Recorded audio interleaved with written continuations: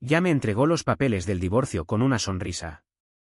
Ya se había mudado con su novio promotor inmobiliario. Lo perdí todo. Mi esposa, mi trabajo, mi reputación. Entonces encontré algo enterrado en el bosque que cambió las reglas del juego. Ahora estoy de vuelta y ella está a punto de aprender cómo es un verdadero error. Mi nombre es Ethan Miller. Tengo 48 años. Y hasta esa mañana, pensaba que había construido algo sólido. 23 años de matrimonio. Hijos gemelos, Liam y Owen, ambos en su tercer año en la Universidad de Duke. Una casa de 4 dormitorios en Greenville, Carolina del Sur, con una hipoteca casi pagada. Yo dirigía la farmacia Peterson en el centro, el tipo de lugar donde la gente sabía tu nombre y preguntaba por tu familia. Respetable, estable, seguro. Eso es lo que me decía a mí mismo. De todos modos, Jessica se sentó frente a mí esa mañana, con las manos cruzadas sobre la mesa como si estuviera a punto de dirigir una reunión de negocios. Siempre había sido hermosa, incluso a los 46 años, con esa complexión atlética que mantenía con sus carreras diarias. Llevaba el pelo rubio recogido en una coleta y vestía pantalones de yoga y un top ajustado que probablemente costaba más que todo mi atuendo. ¿Qué es esto?, pregunté, aunque una parte de mí ya lo sabía. Papeles de divorcio, dijo. Su voz era firme, casi ensayada. He pensado en esto durante mucho tiempo, Ethan. Ya no funciona. Me quedé mirando el sobre, mi café se enfriaba en mi mano. 23 años reducidos a documentos legales. ¿No funciona para quién? ¿Para mí? No apartó la mirada, no titubeó. He estado viendo a alguien más. Se llama Ryan Carter. Es un promotor inmobiliario. Las palabras deberían haberme golpeado como un tren de mercancías, pero en cambio se sintieron distantes, como si estuviera describiendo algo que le sucedía a otra persona. Quizás lo había sabido en algún nivel. Quizás había estado demasiado cómodo para mirar demasiado de cerca. ¿Cuánto tiempo? Mi voz salió plana. 8 meses. 8 meses. Mientras yo trabajaba 60 horas a la semana en la farmacia, lidiando con compañías de seguros y clientes ancianos que no podían pagar sus medicamentos, Jessica había estado construyendo una vida completamente separada. 8 meses de mentiras. 8 meses de llegar a casa con una mujer que me daba un beso de buenas noches mientras pensaba en otro. Me mudo con él, continuó como si discutiera planes de vacaciones. Tiene un condominio en el centro con vistas al río. Los papeles son sencillos. Te quedas con la casa, los coches, todo. Solo quiero salir. Debería haber sentido algo. Rabia, tal vez desamor. Pero sentado allí, en la cocina donde habíamos comido miles de veces juntos, donde habíamos celebrado las graduaciones de los chicos y planeado vacaciones familiares, solo me sentía entumecido. ¿Sabe Ryan que estás casada?, pregunté. Ella asintió. Ha sido paciente. Estamos listos para empezar nuestra vida juntos. Paciente, como si mereciera una medalla por esperar mientras ella resolvía cómo dejarme. Abrí el sobre, los papeles crujientes y oficiales. Petición de disolución de matrimonio. No me temblaron las manos al hojearlos. Quizás eso debería haberme preocupado. Esa falta de reacción, pero sobre todo me sentía cansado. Los firmaré, dije finalmente, pero necesito unos días. Jessica se levantó, el alivio inundó su rostro. Gracias por ser razonable. Razonable, como si hubiera algo razonable en que tu esposa anuncie tranquilamente que te ha estado engañando durante 8 meses con un promotor mientras tú te matabas a trabajar para mantener a tu familia cómoda. Salió de la cocina y me quedé allí solo, mirando los papeles que pondrían fin a mi matrimonio. Afuera, el sol de la mañana era brillante y alegre, completamente indiferente al hecho de que toda mi vida acababa de implosionar. No lo sabía entonces, pero ese sobre era solo el principio.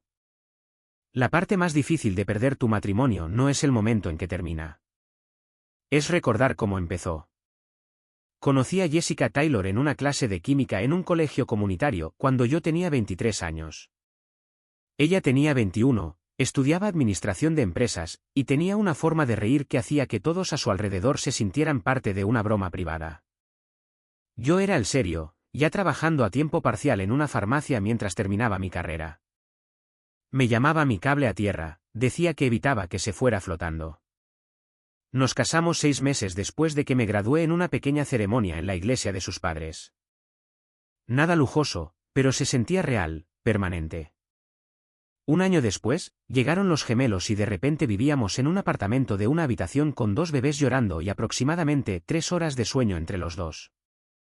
Esos primeros años fueron duros. Yo hacía turnos dobles para mantenernos a flote mientras Jessica se quedaba en casa con Liam y Owen. El dinero siempre era escaso, pero estábamos construyendo algo, o eso pensaba. Cada ascenso que rechacé porque significaba mudarnos se sentía como un sacrificio por la familia. Cada fin de semana que pasaba ayudando en las ligas menores en lugar de jugar al golf con colegas se sentía como una inversión en lo que estábamos creando juntos. Jessica solía traer a los chicos a la farmacia después de la escuela. Liam organizaba el expositor de caramelos mientras Owen me acribillaba a preguntas sobre medicamentos. Se sentaban en el mostrador de consultas haciendo la tarea mientras yo despachaba recetas. Y Jessica traía café y me besaba la mejilla antes de salir a hacer recados. ¿Cuándo se detuvo eso? ¿Cuándo dejó de mirarme como si yo importara? Me senté en la mesa de la cocina durante horas después de que ella se fuera. Los papeles del divorcio seguían intactos. La casa estaba silenciosa de una manera que nunca antes había estado. Incluso con los chicos en la universidad, siempre había habido ruido de fondo. Jessica al teléfono con amigos, música sonando, el zumbido de la actividad. Ahora, solo había silencio y el tic-tac del reloj de pie en el pasillo. Sonó mi teléfono. Era Mark Davis, mi subgerente en la farmacia. «Hola, jefe», dijo Mark, con su tono alegre de siempre, que de alguna manera me irritó.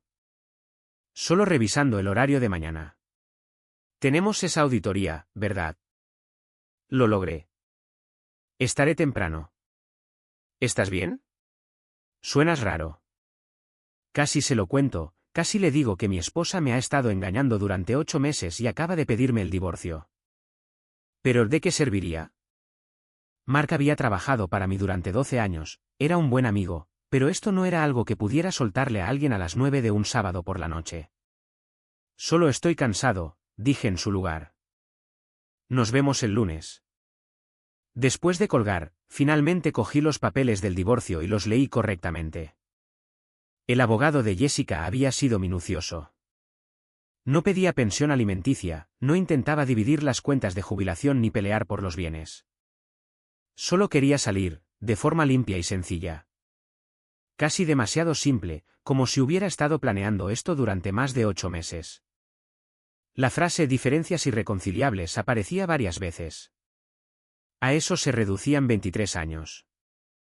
No infidelidad, no traición, solo diferencias que aparentemente no podían reconciliarse. Pensé en llamar a los chicos, pero ¿qué les diría? Su madre había cambiado la estabilidad por el condominio de un promotor en el centro. Que mientras ellos se concentraban en los exámenes parciales y la vida en el campus, nuestra familia se estaba disolviendo. No, esa conversación podía esperar hasta que supiera cómo explicarla sin sonar como un completo fracaso. En su lugar, saqué mi portátil e hice algo que no había hecho en años. Busqué a Ryan Carter, promotor inmobiliario.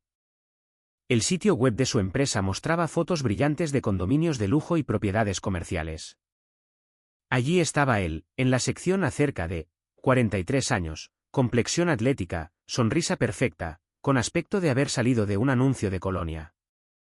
Este era el hombre por el que mi esposa me había cambiado. Cerré el portátil y me senté en la oscuridad, preguntándome dónde había salido todo tan mal. El domingo por la mañana llegó demasiado pronto. Apenas había dormido, los papeles del divorcio seguían en la mesa de la cocina como una bomba sin explotar. Pero no podía posponer más lo inevitable. Los chicos merecían escuchar esto de mí. No a través de un mensaje de texto de su madre o de chismes filtrados por amigos de la familia. Llamé a Liam primero. Respondió al tercer tono, su voz somnolienta. Papá, apenas son las 9. ¿Qué pasa? Respiré hondo, tratando de mantener la voz firme. Necesito hablar contigo y con tu hermano sobre algo importante. ¿Está Owen contigo? Está en su habitación. Papá, me estás asustando. ¿Alguien está enfermo? Nadie está enfermo. ¿Puedes llamar a Owen? Ponme en altavoz. Hubo un murmullo, pasos. Luego la voz de Owen se unió. Papá, ¿de qué se trata? No había una manera fácil de decirlo. Ninguna forma de suavizar el golpe. Vuestra madre y yo nos vamos a divorciar. Ha estado viendo a alguien más durante los últimos 8 meses. Se va de casa. Silencio. Luego habló Liam, su voz tensa. ¿Qué quieres decir con que está viendo a alguien más? Está teniendo una aventura con un hombre llamado Ryan Carter. Me lo dijo ayer por la mañana. Los papeles ya están redactados. Eso es una locura, dijo Owen. Y pude oír la ira creciendo. 8 meses. Nos ha estado mintiendo a todos durante 8 meses. Siento que tengáis que oír esto, chicos. Sé que no es.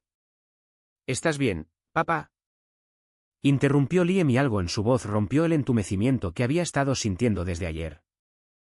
Lo estaré, dije, aunque no estaba seguro de creerlo. Ahora mismo, necesito que os concentréis en vuestros estudios. Esto no cambia cuánto os queremos ambos. Querernos. La voz de Owen era aguda. Está destrozando nuestra familia por un tipo cualquiera. ¿Cómo es eso, amor? No tenía una respuesta para eso. Hablamos durante otros 20 minutos.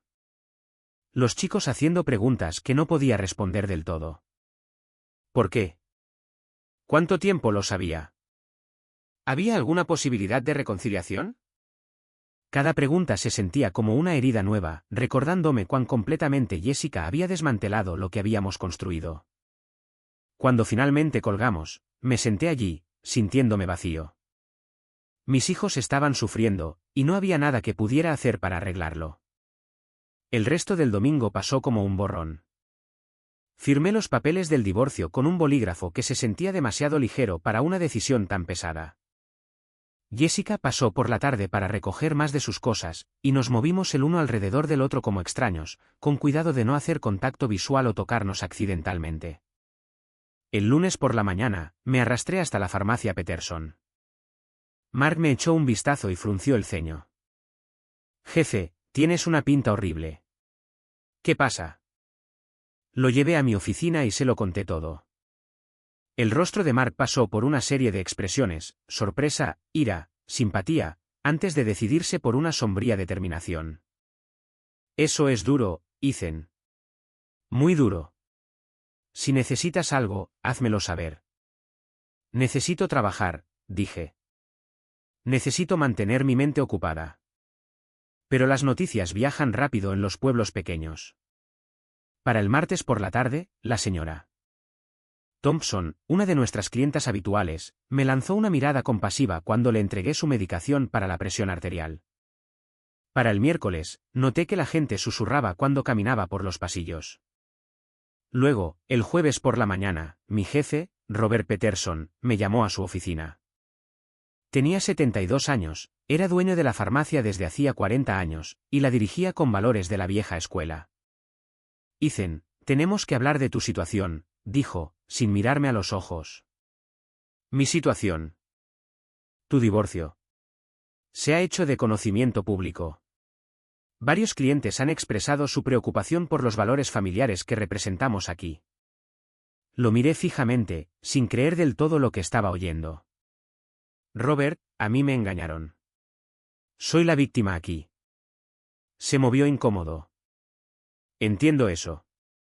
Pero la percepción importa en este negocio.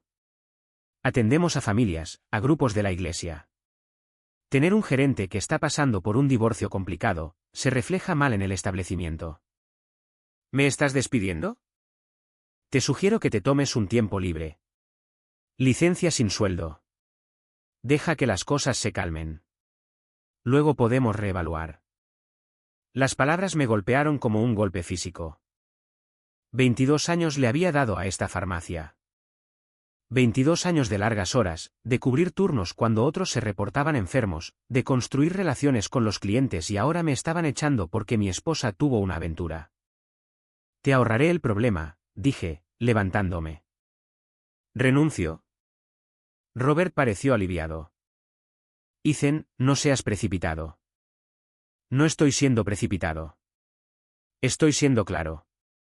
Si mi lealtad y mi ética de trabajo significan tan poco que me despedirías por algo que no hice, entonces no quiero trabajar más aquí. Vacié mi oficina en 10 minutos. Mark observaba con simpatía mientras empacaba mis cosas en una caja de cartón. Salir de esa farmacia se sintió como perder otra pieza de mi identidad, pero me negué a que me vieran derrumbarme. En el estacionamiento, me senté en mi coche y me di cuenta del alcance total de lo que Jessica me había quitado. Mi matrimonio, mi reputación, y ahora mi trabajo. Pero aún no había terminado. Ni de lejos. El sábado por la mañana, me desperté sin trabajo, sin esposa y sin una idea clara de lo que vendría después. La casa se sentía opresiva. Cada habitación llena de recuerdos que no quería enfrentar.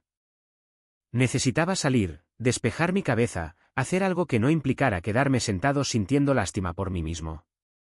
Siempre me había gustado el geocaching, un pasatiempo que había adoptado años atrás cuando los chicos eran más jóvenes.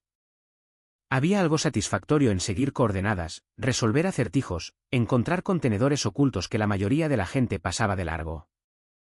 Era metódico y entretenido, exactamente lo que necesitaba. Cogí mi unidad de GPS y mi detector de metales, los arrojé a mi camioneta y me dirigí al Bosque Nacional Pisgah, a 1 hora de Greenville. Había un caché particularmente desafiante que había querido encontrar, uno que había estado allí desde principios de los 2000. Según los registros en línea, el sendero era empinado y rocoso, serpenteando a través de un denso bosque. Mayo en las montañas significaba que todo estaba verde y vivo. Los pájaros cantando en lo alto, el olor a pino y tierra húmeda llenando mis pulmones. Por primera vez en días, sentí que podía respirar correctamente. Las coordenadas me llevaron a un grupo de viejos robles cerca de un pequeño arroyo. Pasé 20 minutos buscando en los lugares obvios, troncos huecos, montones de rocas, raíces de árboles, antes de que el detector de metales comenzara a sonar insistentemente cerca de lo que parecía un muro de piedra derrumbado, probablemente de una antigua granja. Aparté hojas y tierra, esperando encontrar un contenedor de geocaché. En cambio, mis dedos golpearon algo duro y metálico. Curioso, cavé más profundo, retirando décadas de tierra y escombros. Era una caja de metal, de unas 10 pulgadas cuadradas, pesada y oxidada, pero intacta. Mi corazón comenzó a latir con fuerza. Esto no era un geocaché. Esto era algo completamente diferente. La llevé de vuelta a mi camioneta, mi mente acelerada. La caja tenía un pestillo simple, corroído, pero aún funcional. Dentro de mi camioneta, la abrí con cuidado. El interior estaba forrado con tela aceitada, y anidadas dentro había 12 monedas. Centavos grandes, cada uno conservado en condiciones notables. No sabía mucho sobre monedas, pero incluso yo podía decir que eran antiguas y potencialmente valiosas. Saqué mi teléfono y comencé a investigar los centavos grandes acuñados entre 1793 y 1857. Algunas de las monedas estadounidenses más raras, especialmente en buen estado. La que me llamó la atención estaba fechada en 1793 con un diseño de cadena en el reverso. Según lo que estaba leyendo, esa moneda en particular, un centavo de cadena del primer año de la Casa de la Moneda de E.U., podría valer cientos de miles de dólares en perfecto estado. Y esta parecía estar en perfecto estado. Mi mano temblaba mientras fotografiaba cada moneda, documentando todo. 12 centavos grandes. Cada uno potencialmente valía una fortuna.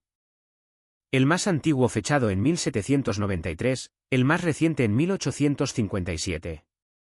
Juntos, podrían representar una cantidad de dinero que cambiaría la vida. Me senté allí en mi camioneta mirando las monedas esparcidas en el asiento del pasajero. Y por primera vez desde que Jessica me entregó esos papeles de divorcio, sentí algo más que desesperación. Sentí esperanza. De vuelta en casa, guardé las monedas en mi caja fuerte y pasé el resto de la noche investigando. Cuanto más aprendía, más me emocionaba. No solo eran valiosas. Eran especímenes de calidad de museo. El tipo de hallazgo con el que sueñan los coleccionistas. Para medianoche, había tomado una decisión. Necesitaba que fueran autenticadas y tasadas por profesionales. Y sabía exactamente por dónde empezar. Había una casa de subastas de élite en Nueva York, Vance y Sterling, que se especializaba en monedas raras. Redacté un correo electrónico, adjunté fotos de alta resolución de 4 de las monedas y expliqué cómo las encontré. No mencioné el divorcio, no mencioné la pérdida de mi trabajo. Esto se trataba de las monedas, nada más. Le di a enviar y me recliné en mi silla. Pasara lo que pasara después, al menos tenía esto. Un descubrimiento que era enteramente mío, que Jessica no podía tocar, reclamar o atribuirse el mérito. Por primera vez en una semana, sonreí. La respuesta de Vance y Sterling llegó más rápido de lo que esperaba. El lunes por la mañana, 3 días después de haber enviado el correo electrónico, mi teléfono sonó con un código de área de Nueva York. Señor Miller, soy Arthur Vance de la casa de subastas Vance y Sterling. Recibí su correo electrónico sobre los centavos grandes. Mi corazón comenzó a acelerarse. Sí, señor. Gracias por llamar. Debo decir, señor Miller, que si sus fotografías son precisas, lo que encontró es bastante extraordinario. El centavo de cadena de 1793 por sí solo es de calidad de museo. Nos gustaría mucho examinar estas monedas en persona. Hablamos durante 20 minutos sobre los procedimientos de autenticación, la documentación de procedencia y los posibles plazos de la subasta. Arthur sugirió que llevara 4 de los mejores especímenes a Nueva York para una tasación preliminar. También mencionó algo más. Señor Miller, dado el valor del que estamos hablando, podría considerar establecer una cuenta offshore para las ganancias. Trabajamos con varias firmas de renombre que se especializan en la protección de activos para ventas de alto valor. Cuentas offshore. Protección de activos. Estos eran términos que nunca pensé que se aplicarían a mi vida. Pero aquí estaba, un gerente de farmacia recientemente desempleado discutiendo sobre banca internacional como si fuera normal. Apreciaría cualquier orientación que pueda ofrecer, dije. Excelente. ¿Cuándo puede venir a Nueva York? 2 días después, estaba en un vuelo a JFK. Las 4 mejores monedas aseguradas en un maletín cerrado en mi equipaje de mano. Nunca me había sentido más fuera de lugar. Un tipo de pueblo pequeño dirigiéndose a Manhattan para vender potencialmente monedas por valor de una fortuna. Vance y Sterling ocupaba 3 pisos de un edificio en Midtown. El vestíbulo era todo de mármol y latón, el tipo de lugar donde incluso la recepcionista parecía pertenecer a una revista de moda. Di mi nombre y en cuestión de minutos, apareció Arthur Vance. De unos 50 años, impecablemente vestido, con el tipo de confianza que proviene de manejar transacciones de $1 millón regularmente. Señor Miller, bienvenido. Me estrechó la mano firmemente. Por favor, venga conmigo. Su oficina tenía vistas a la Quinta Avenida. Examinó cada moneda con una lupa de joyero, ocasionalmente tomando notas, su expresión se volvía más animada con cada pieza. Notable, murmuró. La conservación es excepcional, señor Miller. Estos son legítimos especímenes de calidad de museo. Solo el de cadena podría alcanzar más de $400.000 en una subasta, posiblemente más dada su condición. El número me hizo dar vueltas la cabeza. $400.000 por una moneda, y tenía 11 más. Si está dispuesto a consignar las 12 monedas, continuó Arthur, estamos hablando de un valor total en el rango de 3 a 5 millones, dependiendo de la actividad de las pujas. De 3 a 5 millones. No podía procesarlo. Ayer, me preocupaba pagar mi hipoteca. Ahora, estaba discutiendo millones. Sin embargo, dijo Arthur, sacando una carpeta, quiero proponer algo específico. Mencionó que las encontró en el Bosque Nacional Pisgah, en tierras gestionadas por un fideicomiso de conservación. Asentí. ¿Qué pasaría si, como parte de esta transacción, Vance y Sterling comprara una parcela de tierra específica adyacente a donde hizo su descubrimiento y la donara al fideicomiso. Mejoraría la historia de la procedencia, demostraría una buena administración y proporcionaría importantes beneficios fiscales para nosotros. ¿De cuánta tierra estamos hablando? Hay una parcela de 40 acres actualmente en venta por $6.000. Nosotros nos encargaríamos de la compra y la donación, deduciéndola de sus ganancias, y todos se benefician.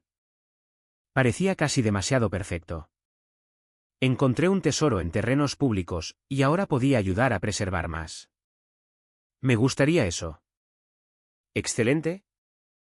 Arthur se levantó y extendió la mano. Ahora, hay alguien más que me gustaría que conociera. Mi socia tiene cierta experiencia en gestión de activos internacionales que podría ser valiosa para usted. Me condujo por el pasillo a otra oficina. La mujer que se levantó para saludarme era impresionante. Finales de los 30, cabello oscuro, traje elegante y ojos que sugerían que no se le escapaba mucho. Señor Miller, ella es Sofia Rossi, mi socia de negocios. Arthur hizo la presentación sin problemas. Por favor, llámeme Sofia, dijo, su apretón de manos firme. Arthur me dice que ha hecho un gran descubrimiento. Hablamos durante 1 hora sobre cuentas offshore, implicaciones fiscales y protección de activos.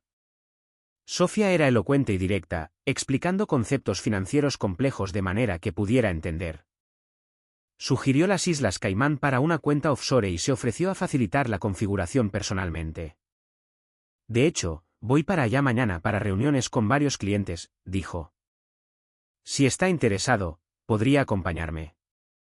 Nos encargaríamos de todo el papeleo, estableceríamos su cuenta correctamente y estaría de vuelta en casa para el fin de semana. Se sentía surrealista. Ayer, estaba desempleado y divorciado. Ahora, me invitaban a las Islas Caimán para abrir una cuenta offshore por millones de dólares. Lo haré, dije. Sofia sonrió. Excelente. Haré que mi asistente le reserve en el mismo vuelo. Primera clase, naturalmente. Al salir de Vance y Sterling esa tarde, sentí que había entrado en la vida de otra persona. Pero era la mía. Toda. Y por primera vez desde que Jessica me entregó esos papeles de divorcio, sentí que yo tenía el control. Las Islas Caimán parecían una postal. Agua turquesa, playas de arena blanca, palmeras meciéndose en la cálida brisa. Nunca antes había viajado en primera clase. Nunca me había alojado en un resort frente a la playa con servicio de habitaciones y vistas al mar. Sofia se encargó de todo con una eficiencia sin esfuerzo, desde los arreglos del vuelo hasta las reservas del hotel. Nuestra primera reunión fue en Cayman International Trust, un discreto edificio en Yorktown que no anunciaba su presencia. Dentro, nos reunimos con un banquero británico llamado Charles que hablaba en tonos medidos sobre confidencialidad, diversificación y preservación de la riqueza. Señor Miller, lo que estamos estableciendo aquí es un vehículo seguro para sus activos, explicó Charles. Las ganancias de la venta de sus monedas se depositarán directamente en esta cuenta, protegidas de un escrutinio innecesario, sin dejar de ser completamente legales y transparentes. Firmé documentos que apenas entendía, confiando en la experiencia de Sofia mientras me guiaba a través de cada página. Al final del día, tenía una cuenta offshore, un asesor financiero y una extraña sensación de irrealidad sobre toda la situación. Esa noche, Sofia me invitó a cenar en un restaurante con vistas al puerto. La puesta de sol pintaba el cielo en tonos de naranja y rosa, y por primera vez en semanas, me sentí relajado. Estás manejando esto notablemente bien, dijo Sofia, bebiendo su vino. La mayoría de la gente en tu situación estaría abrumada. ¿Quién dice que no estoy abrumado? Pregunté, logrando una sonrisa. Ella se rió. Buen punto, pero no lo demuestras. Eso es un rasgo valioso en los negocios. Durante la cena, hablamos de más que solo finanzas. Le conté sobre el divorcio, sobre la pérdida de mi trabajo, sobre sentir que toda mi vida había sido desmantelada en cuestión de semanas. Escuchó sin juzgar, ocasionalmente haciendo preguntas que me hicieron pensar más profundamente sobre lo que quería a continuación. ¿Sabes lo que encuentro interesante de ti, Ethan? Dijo mientras terminábamos nuestra comida. La mayoría de la gente se define por sus circunstancias. Pero tú no estás haciendo eso. Estás avanzando, tomando decisiones, tomando el control. Eso es raro. No me siento en control, admití. Siento que estoy improvisando sobre la marcha. Así es como se ve el control, dijo. No se trata de tener todas las respuestas. Se trata de estar dispuesto a resolverlas. Al día siguiente, tuvimos más reuniones, más papeleo, más planificación financiera. Pero entre los negocios, Sofía me mostró la isla. Playas escondidas, restaurantes locales, lugares que los turistas nunca encontraban. Hablamos de todo y de nada. Y me di cuenta de que estaba disfrutando de su compañía de una manera que no tenía nada que ver con los negocios. En nuestra última noche, nos sentamos en la playa fuera del hotel, viendo las olas llegar. El aire era cálido y salado, y me sentí más en paz de lo que había estado en meses. ¿Qué vas a hacer cuando vuelvas?, preguntó Sofía. Honestamente, no tengo idea. Vender la casa. Probablemente averiguar qué sigue. Podrías quedarte en Nueva York por un tiempo, sugirió casualmente. Tengo una habitación de invitados en mi apartamento. Tendrías tiempo para resolver las cosas sin la presión de estar en Greenville lidiando con todos los chismes del pueblo. La miré sorprendido. Eso es generoso. Es práctico, dijo con una leve sonrisa. De todos modos, necesitarás estar en Nueva York para los preparativos de la subasta. Y creo que una ciudad te daría una perspectiva que no puedes obtener en un pueblo pequeño. Tenía razón. Volver a Greenville significaba enfrentar a Jessica, enfrentar los chismes, enfrentar las ruinas de mi antigua vida.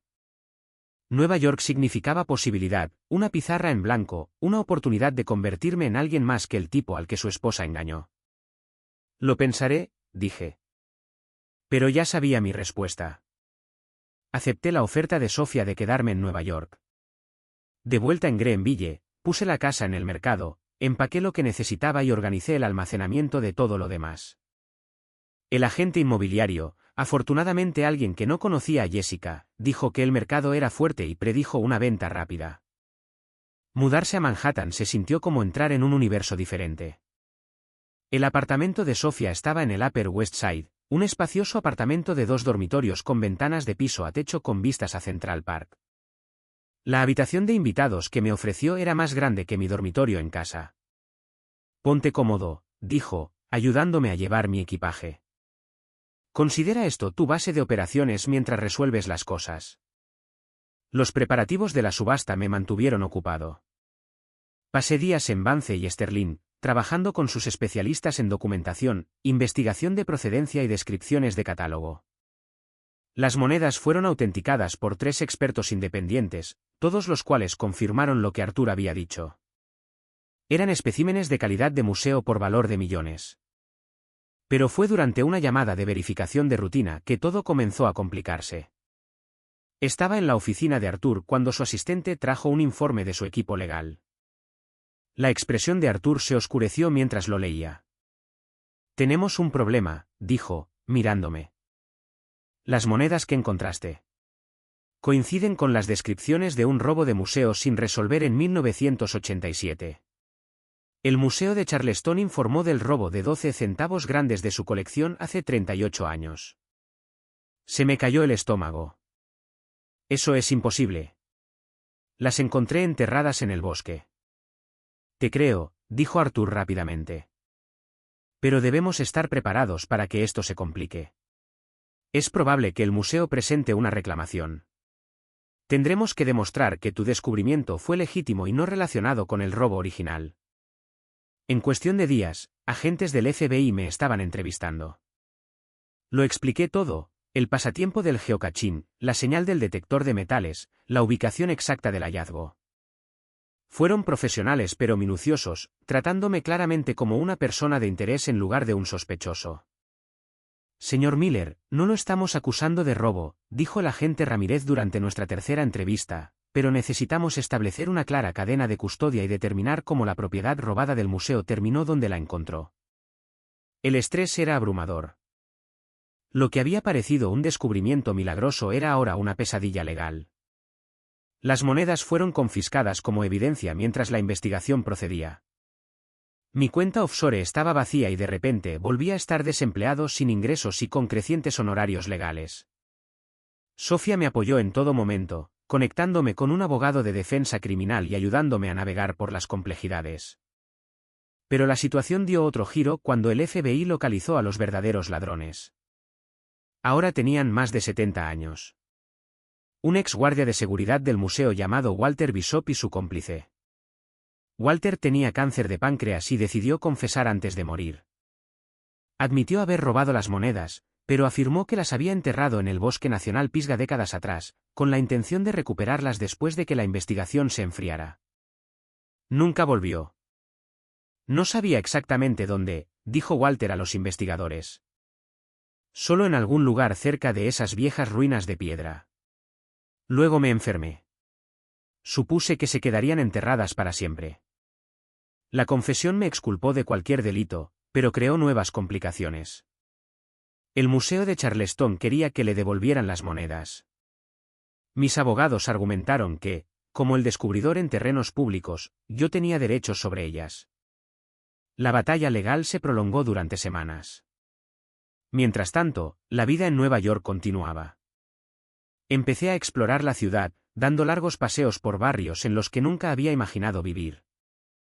Sofía y yo caímos en una rutina fácil: café por las mañanas, cenas juntos cuando nuestros horarios coincidían, largas conversaciones sobre todo, desde arte hasta política. Una noche, unas 6 semanas después de mudarme, estábamos tomando vino en su balcón con vistas al parque. Las luces de la ciudad se extendían infinitamente, y me sentí abrumado y extrañamente en paz. ¿Cómo lo llevas?, preguntó Sofía. Honestamente, no lo sé. Todo lo que pensé que resolvería mis problemas se ha convertido en más problemas. Ella sonrió con simpatía. Bienvenido a la vida. Es desordenada y complicada y nada sale como lo planeas. Eso no es muy alentador. No pretende ser alentador. Pretende ser realista. Se giró para mirarme directamente. Pero esto es lo que he notado de ti, Ethan. Sigues avanzando. El divorcio no te detuvo. Perder tu trabajo no te detuvo. Incluso este lío legal no te está deteniendo. Esa resiliencia es rara. Quería creerla, pero sobre todo me sentía cansado. Las monedas que se suponía que lo cambiarían todo estaban encerradas en una sala de pruebas. Mi matrimonio se disolvió oficialmente. Los papeles finales habían llegado la semana pasada, y yo vivía en el apartamento de otra persona, tratando de averiguar quién se suponía que era ahora. Pero seguía en pie. Eso tenía que contar para algo. La resolución legal llegó a principios de julio, casi 2 meses después de que el FBI confiscara las monedas. Tras extensas negociaciones entre mis abogados, el Museo de Charleston y los fiscales federales, se llegó a un acuerdo. El museo recuperaría 8 de las 12 monedas, compensándome al valor justo de mercado por mi tarifa de descubridor, aproximadamente $1,2 millones. Las 4 monedas restantes, que el museo acordó que no podían probar definitivamente que formaban parte del robo original, serían mías para venderlas a través de Vance y Sterling. No era la ganancia inesperada que había imaginado inicialmente, pero seguía siendo dinero que cambiaba la vida. Más importante aún, la nube legal se había disipado. No era un criminal ni un sospechoso. Solo era un tipo que había encontrado algo valioso y se había visto envuelto en el crimen de otra persona de décadas atrás. La subasta de mis 4 monedas estaba programada para finales de agosto. Arthur estimó que traerían otro millón, posiblemente más, dependiendo de la actividad de las pujas. Entre el acuerdo con el museo y las ganancias de la subasta, tendría suficiente para construir la vida que quisiera a continuación. Pero primero, tenía que ocuparme de Greenville. Mi casa se había vendido rápidamente, y necesitaba volver para finalizar el cierre y sacar lo último de mis pertenencias. Lo había estado evitando, pero no podía posponerse más. Sofía se ofreció a venir conmigo para darme apoyo moral, pero me negué. Esto era algo que necesitaba enfrentar solo. Greenville se sentía a la vez familiar y extraño. Cuando entré en coche, la farmacia donde había trabajado se veía igual. La cafetería donde Jessica y yo solíamos encontrarnos seguía allí, pero me sentía desconectado de todo, como si estuviera visitando la vida de otra persona. El cierre transcurrió sin problemas. Los nuevos dueños parecían amables, una pareja joven con un bebé, llenos de esperanza sobre su futuro en esa casa.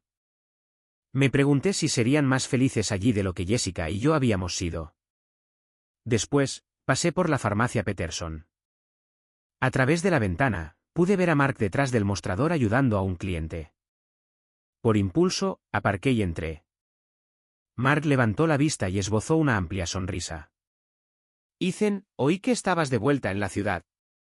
Tomamos un café en la tienda de al lado, y Mark me puso al día de todo lo que me había perdido. Robert Peterson se había jubilado, vendiendo la farmacia a una cadena regional. Mark era ahora gerente de sistema bajo la nueva propiedad, lidiando con políticas corporativas que odiaba. Debería haberme ido contigo, dijo Mark. Este lugar no es el mismo. ¿Cómo me trata el molino de rumores por mi partida? Mark hizo una mueca. Honestamente, estuvo mal por un tiempo. Jessica se aseguró de que todos conocieran su versión, que eras negligente, que se sentía abandonada, que Ryan fue quien finalmente le prestó atención. Pero luego el proyecto inmobiliario de Ryan comenzó a desmoronarse, y la gente empezó a cuestionar su juicio. ¿Desmoronarse? ¿Cómo? Resulta que la mayoría de sus desarrollos estaban sobreapalancados. Se enfrenta a múltiples demandas de inversores. Se dice que podría declararse en bancarrota. Mark se inclinó hacia adelante. Y entre tú y yo, Jessica ya no parece tan feliz. La vi en el supermercado la semana pasada. Parecía estresada y cansada. Debería haber sentido satisfacción al oír eso, pero sobre todo no sentí nada. Las decisiones de Jessica y sus consecuencias ya no eran mi problema. Esa noche, tenía un asunto más que atender. Jessica me había enviado un mensaje de texto pidiendo vernos, diciendo que quería hablar. En contra de mi buen juicio, acepté encontrarme con ella en una cafetería del centro. Ya estaba allí cuando llegué, sentada en una mesa de esquina. Se veía diferente, más delgada, más dura de alguna manera. La mujer segura de sí misma que me había entregado los papeles del divorcio hacía 3 meses había desaparecido, reemplazada por alguien que parecía insegura. Ethan, gracias por reunirte conmigo, dijo mientras me sentaba. ¿Qué quieres, Jessica? Retorcía su taza de café entre sus manos. He estado oyendo cosas sobre ti, que encontraste monedas valiosas, que te mudaste a Nueva York. ¿Es verdad? Algo de eso. El negocio de Ryan se está derrumbando. Todo lo que me prometió sobre su éxito, sobre nuestro futuro juntos. Todo estaba construido sobre préstamos que no puede pagar. Su voz tembló. Cometí un error, Ethan. Un error enorme. Pensé que quería emoción y pasión, pero lo que realmente necesitaba era estabilidad. Lo que teníamos. La miré fijamente, apenas creyendo lo que estaba oyendo. Entonces, ahora que tu novio promotor se va a la quiebra, ¿quieres volver? No estoy pidiendo volver. Sé que arruiné eso. Pero quizás podríamos hablar de reconciliación. Empezar de nuevo, lentamente. La audacia era impresionante. Destruyó nuestro matrimonio por un hombre que ahora está fracasando, y pensó que podía simplemente regresar como si nada hubiera pasado. No, Jessica. Ethan, por favor. Sé que te hice daño, pero tuvimos 23 años juntos. Eso tiene que significar algo. ¿Significaba algo? Dije, levantándome. Tiempo pasado. Tomaste tu decisión. Ahora te toca vivir con ella. Salí, dejándola sentada allí. Al alejarme de esa cafetería, me sentí más ligero de lo que me había sentido en meses. Pasara lo que pasara después, no implicaría mirar hacia atrás. La subasta de monedas a finales de agosto superó todas las expectativas. Las pujas fueron feroces, con coleccionistas de todo el mundo compitiendo. Mis 4 monedas recaudaron $1,4 millones, significativamente más que las estimaciones conservadoras de Arthur. Combinado con el acuerdo del museo, tenía $2,6 millones. Pero la verdadera sorpresa llegó una semana después de la subasta cuando Arthur me llamó a su oficina con noticias inesperadas. Ethan, nuestro equipo legal ha estado revisando tu caso más a fondo. Dadas las circunstancias, que fuiste el descubridor inocente, que cooperaste plenamente con las autoridades, y que las monedas solo se recuperaron gracias a tu descubrimiento. Recomiendan que el Museo de Charleston te pague una tarifa de descubridor adicional más allá de la compensación estándar. ¿De cuánto estamos hablando? Otros $300.000. Lo llaman un bono de recuperación, para evitar sentar un precedente, pero esencialmente es un reconocimiento de que sin ti, esas monedas habrían seguido enterradas para siempre. $300.000 más. Firmé los papeles aturdido. Con casi $3 millones asegurados, podía permitirme hacer cualquier cosa. Podía viajar, empezar un negocio, invertir y vivir de las ganancias. Las posibilidades eran a la vez emocionantes y abrumadoras. Pero primero, tenía un asunto más en Greenville. Había estado pensando en el fideicomiso de tierras que gestionaba el Bosque Nacional Pisgah, donde había encontrado las monedas. Vance y Sterling ya había donado la parcela de 40 acres como prometió, pero yo quería hacer más. Me puse en contacto con la directora del fideicomiso, Elizabeth Reed, y organicé una reunión. Señor Miller, la donación de tierras de Vance y Sterling fue increíblemente generosa, dijo Elizabeth cuando nos reunimos en su oficina. Asegura un corredor crítico para la migración de la vida silvestre. Me gustaría hacer una donación adicional, dije. $500.000 sin restricciones para apoyar su trabajo de conservación. Los ojos de Elizabeth se abrieron de par en par. Eso es extraordinario. ¿Está seguro? Encontré algo valioso en tierras que ustedes protegen. Esto se siente correcto. La donación fue noticia en Greenville. Los periódicos locales publicaron historias sobre el gerente de farmacia convertido en filántropo. Ignoré la mayor parte de la atención, pero una llamada telefónica que no pude evitar vino de Jessica. Ethan, vi el artículo, dijo cuando respondí. $500.000 a un fideicomiso de tierras. Eso es una locura. Es mi dinero, Jessica. Puedo hacer lo que quiera con él. Podríamos haber usado ese dinero. La matrícula universitaria de los chicos. Los chicos están bien, interrumpí. He creado un fondo fiduciario para ambos. Su educación está cubierta, además de una cantidad sustancial para cuando se gradúen. Están cuidados. Silencio. Luego, Ryan me dejó. Su empresa se declaró en quiebra. Estoy viviendo en un apartamento de alquiler y trabajando a tiempo parcial en una boutique. Debería haber sentido algo. Simpatía, reivindicación, cualquier cosa. Pero solo sentí desapego. Siento oír eso. ¿De verdad? Porque parece que a ti te va genial mientras mi vida se desmorona. Jessica, yo no causé que tu vida se desmoronara. Tomaste decisiones. Tuvieron consecuencias. Entonces, ¿eso es todo? ¿Simplemente vas a seguir adelante y dejarme atrás? Sí, dije simplemente. Eso es exactamente lo que voy a hacer. Colgué y bloqueé su número. Cualquier culpa que hubiera estado cargando se disolvió. Jessica había elegido su camino. Yo había elegido el mío.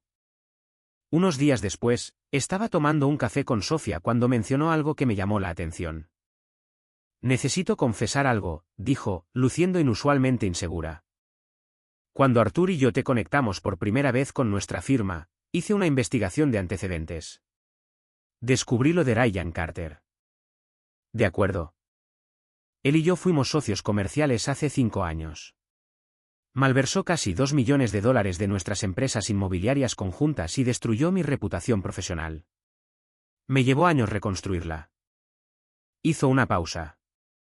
Cuando me di cuenta de que tu esposa te había dejado por él, vi una oportunidad. La miré fijamente. ¿Me usaste para llegar a él? Inicialmente, sí. Quería rastrear sus actividades, tal vez encontrar una palanca. Pero luego te conocí y todo cambió. No eras solo un medio para un fin. Eras tú. Me miró directamente. Te digo esto porque mereces honestidad. Si quieres que me vaya de tu vida, lo entenderé. Me recliné, procesando esto. Una parte de mí se sintió manipulada, pero otra parte lo entendió. Me ayudaste por él o porque querías ayudarme. Ambos al principio. Pero ahora, solo por ti. Enteramente por ti. Le creí. Más importante aún, no me importaban sus motivos iniciales. Ella había estado allí cuando necesitaba a alguien, y su apoyo había sido genuino, independientemente de cómo comenzó. Estamos bien, dije. Su alivio fue visible. Gracias. Esa noche, tomé una decisión. Compré un Corvette TZ06, azul metálico, impecable, el tipo de coche que nunca imaginé tener. No era práctico ni sensato. Era pura indulgencia, y se sentía perfecto. 3 meses después, me encontré de nuevo en Greenville para las vacaciones de otoño de Liam y Owen. Nos reunimos en un asador en el centro, ambos en casa desde Duque para un fin de semana largo. Me habían apoyado en todo, llamando regularmente, sin presionarme nunca para explicar más de lo que estaba listo para compartir. Papá, te ves diferente, dijo Liam mientras esperábamos nuestra comida. No me refiero a la ropa o al coche. Simplemente pareces más ligero de alguna manera. Me siento más ligero, admití, como si finalmente hubiera descubierto quién soy sin definirme por las expectativas de otras personas. Owen sonrió. Y estás saliendo con esa señora de la casa de subastas, Sofía. Nos estamos viendo. Sí. Nada oficial, pero disfrutamos pasar tiempo juntos. Bien, dijo Liam firmemente. Te mereces ser feliz. Hablamos de sus clases, sus planes después de la graduación, sus vidas que se desarrollaban con todas las posibilidades que la mía tuvo una vez. Preguntaron por mis planes y les dije que estaba considerando empezar un negocio de consultoría para pequeñas farmacias, usando mi experiencia para ayudar a los propietarios independientes a navegar la industria. Eso suena perfecto para ti, dijo Owen. Siempre te encantó ayudar a la gente. Después de la cena, mientras caminábamos hacia nuestros coches, Liam me detuvo. Papá, necesito decir algo. Lo que hizo mamá, la forma en que te trató, estuvo mal. Owen y yo apenas hemos hablado con ella desde el divorcio. Ella tomó su decisión y nosotros también. No tenéis que elegir bandos, dije. Sigue siendo vuestra madre. Lo es, asintió Liam. Pero tú eres nuestro padre y nos has mostrado lo que es la integridad. Eso importa más. Conduciendo de vuelta a Nueva York en mi Corvette, pensé en lo lejos que había llegado. Hace un año, habría estado sentado en la mesa de una cocina, mirando papeles de divorcio, sintiendo que mi vida había terminado.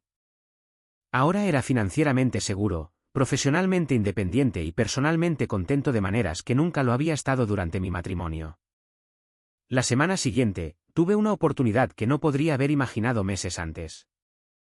Jessica llamó desde un número que no reconocí, tomándome por sorpresa. Ethan, por favor no cuelgues, dijo rápidamente. Necesito ayuda. Me van a desalojar de mi apartamento. No tengo a dónde ir. ¿Podrías prestarme? No. Por favor. Estoy desesperada. Cometí errores, pero tuvimos 23 años juntos. Eso tiene que contar para algo. Respiré hondo, eligiendo mis palabras con cuidado. Esos 23 años contaron para algo, Jessica. Me enseñaron lo que no quiero en mi vida. Elegiste a Ryan por encima de nuestro matrimonio. Elegiste la emoción por encima de la estabilidad. Ahora te toca vivir con esas decisiones. Entonces, simplemente vas a dejar que me quede sin hogar. No te quedarás sin hogar. Tienes familia. Tienes amigos. Tienes opciones. Simplemente ya no soy una de ellas. Colgué e inmediatamente bloqueé el nuevo número. Sofía, que estaba haciendo la cena en la cocina, levantó la vista interrogativamente. ¿Jessica? Preguntó.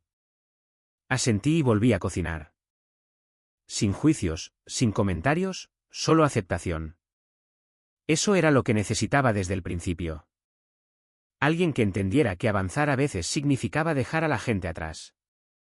Más tarde ese mes, llevé mi Corvette de vuelta a Greenville por última vez. Pasé por la farmacia Peterson, por la casa que había vendido, por todos los puntos de referencia de mi antigua vida. Luego me detuve en un lugar de estacionamiento cerca de la cafetería y esperé. Jessica apareció 15 minutos después, caminando con alguien que reconocí como una de sus amigas. Parecía cansada y desgastada, cargando bolsas de compras de tiendas de descuento. Cuando vio mi coche, se detuvo, mirando fijamente. Bajé la ventanilla. «Hola, Jessica». Se acercó lentamente. «Ethan, qué cochazo». «Lo es. Me va bien. A los chicos les va bien. Todo salió bien». Miró el Corvette, luego a mí, y algo cambió en su expresión. Comprensión, tal vez. O arrepentimiento. «Me alegro de que seas feliz». «Lo soy. Sinceramente». Saqué los papeles de divorcio firmados de mi consola. Había guardado una copia exactamente para este momento. «Quiero darte las gracias, en realidad, por entregarme esto. Me liberaste para convertirme en alguien que nunca podría haber sido en nuestro matrimonio». Se los tendí. Los tomó con manos temblorosas. «Entonces, ¿cuál es tu plan ahora, cariño?», pregunté, poniendo el coche en marcha. No tuvo respuesta. Me alejé, viéndola disminuir en mi espejo retrovisor. El hombre que había firmado esos papeles con desesperación se había ido. En su lugar, había alguien más fuerte, más sabio y, finalmente, verdaderamente libre. Nueva York esperaba, y con ella, un futuro que construiría enteramente en mis propios términos.